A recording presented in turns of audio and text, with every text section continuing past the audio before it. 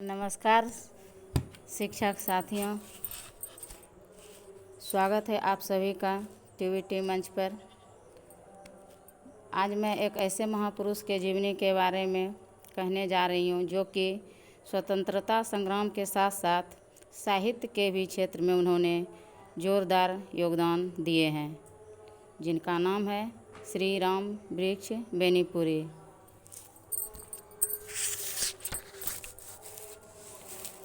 श्री राम वृक्ष बेनीपुरी साहित्य जगत के यशस्वी लेखकों में से एक थे।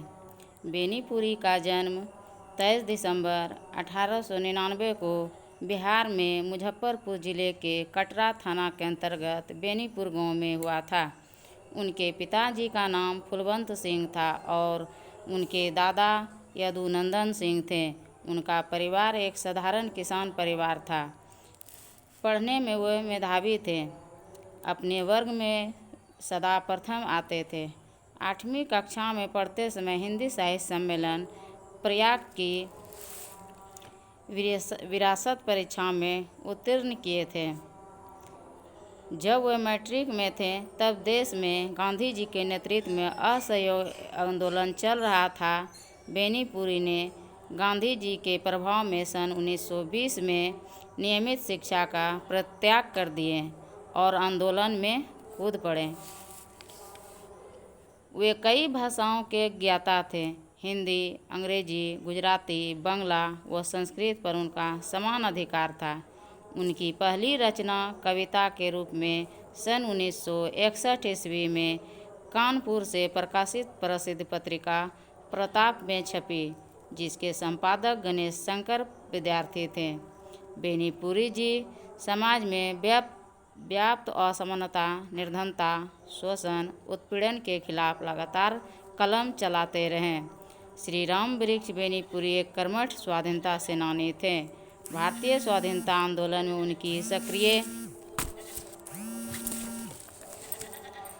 भूमिका रही। सन 1930 से 1942 तक की अवधि में उनके जीवन का अधिकांश समय कारागार में ही व्यतीत हुआ। बेनीपुरी के साहित्यिक जीवन की विधिवत शुरुआत 1921 में पत्रकारिता से हुई। वे मशहूर और साहसी पत्रकार थे। उन्होंने अनेक पत्र पत्रिकाओं का संपादन किया। वे पत्रकार के साथ साथ सफल नाटककार और कुशल अनुवादक भी थे। उनके द्वारा रचित नाटकों में अम्बबाली, तथागत, विजेता आदि प्रमुख है। उन्होंने कतिपय विशिष्ट व्यक्तित्वों की जानकारियाँ भी लिखी। इनमें सर्वाधिक चर्चित कार्ल मार्क्स और जयप्रकाश नारायण की भी जीवनी है। गद्य की लोकप्रिय विधा उपन्यास भी उनसे अछूता नहीं रहा।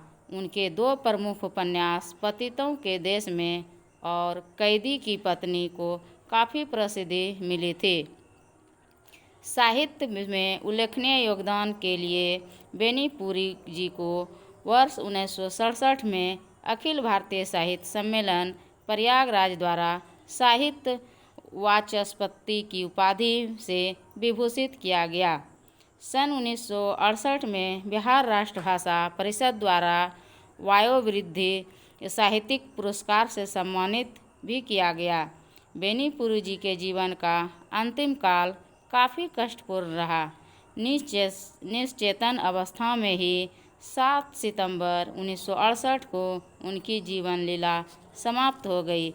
इस प्रकार वो आज भी हमारे साहित्य में अजर अमर है। ऐसे महान पुरुषों को मैं कोटि कोटि नमन करती हूँ। धन्यवाद।